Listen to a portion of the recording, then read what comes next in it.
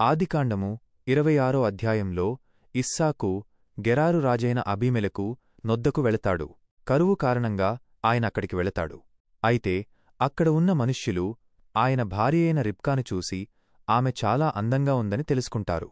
ఇస్సాకు ఆమెను తన భార్య అని చెబితే ఆమె కోసం మనుష్యులు ఆయనను చంపుతారని భయపడతాడు. అందుకే ఆమెను తన సహోదరి అని పరిచయం చేస్తాడు. కొంతకాలం తరువాత అబీమెలెకు ఇస్సాకు రిబ్కాతో సరసమాడటం చూసి ఆమె నిజంగా ఆయన భార్య అని తెలుసుకుంటాడు. అప్పుడు అబీమెలెకు ఇస్సాకును పిలిపించి ఆయనను మందలిస్తాడు. ఇదిలా ఉండగా బావుల విషయంలో ఇస్సాకు తన తండ్రి అబ్రహాము త్రవ్వించిన బావులను ఫిలిష్తీయులు పూడ్చివేస్తారు. అప్పుడు ఇస్సాకు ఆ బావులను మళ్లీ త్రవ్విస్తాడు. అయితే వాటిపై ఫిలిష్తీయులు జగడమాడతారు.